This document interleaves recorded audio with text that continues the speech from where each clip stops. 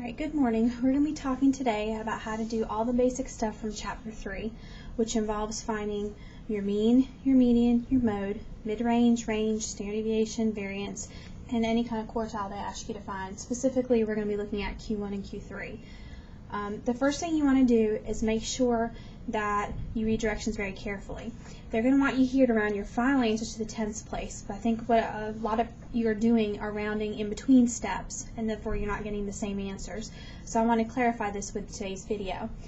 First thing I'm going to do is show you how to enter this into the calculator in case you're having any calculator issues. First thing you want to do is you want to go, I'll pull this aside for a minute, okay? You can see this. The first thing you want to do is you want to go to Stat, and then you want to Edit. Alright, when you do this,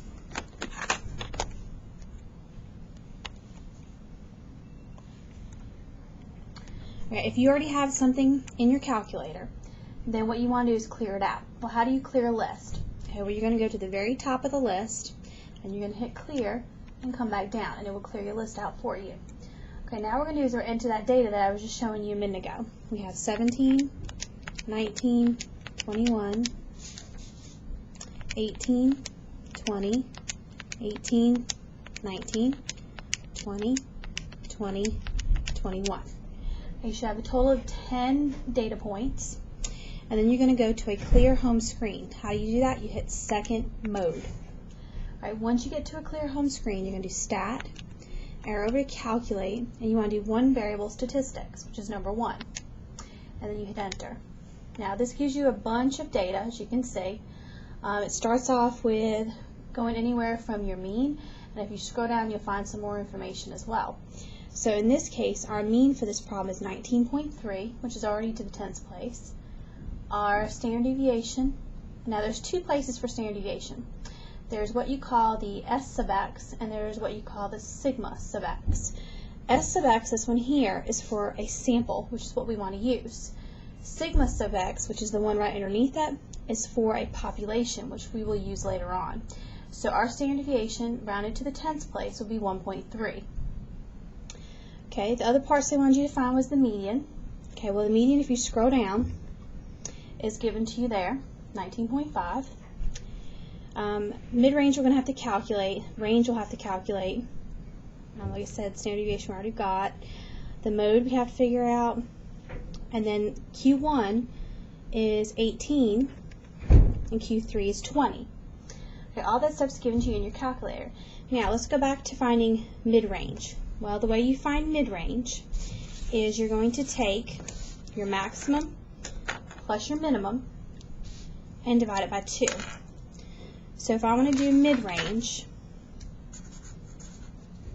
my maximum is 21, my minimum is 17, and I want to divide that by 2. So if I'm looking over here, I've got mid-range equals maximum plus minimum divided by 2.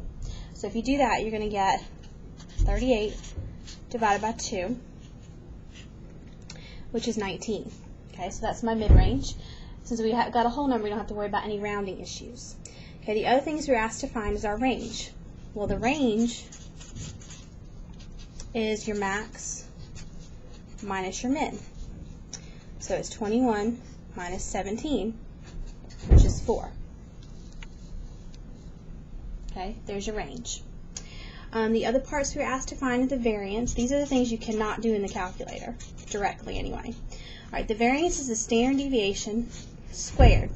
Now here's where a lot of you are having issues. Okay, if you take your rounded standard deviation and square it, you're going to get something different from what you're seeing in my math lab. So what you want to do is use the entire number that they give you for standard deviation. Okay, in our case, they give us, and you can try this problem too, it's 1.33749,351. Okay, and we are going to square this. Okay, so if I do that,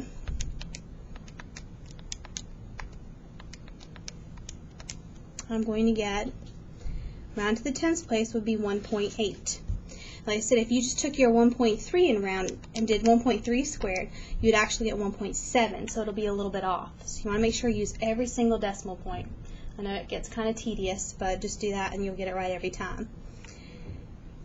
And I think the last thing we need to find was the mode. Okay, the mode is not really a calculation for mode. Mode is just looking at your data set and seeing which number appears most often.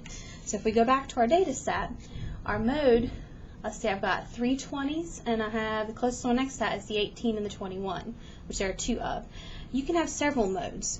If you have 2, you're bimodal. If you have 3, you're trimodal. If you have more than that, you're just multimodal. In this case, I only have one mode, and that's the number 20, because it appears 3 times. Okay, so I hope this clarifies a little bit about how to do all the basic stuff in Chapter 3. I'm sorry this video is a little wobbly. I'm trying to hold the camera by hand, but try to think of a better way to do this for you guys. I hope you got something out of this video, and look for more to come.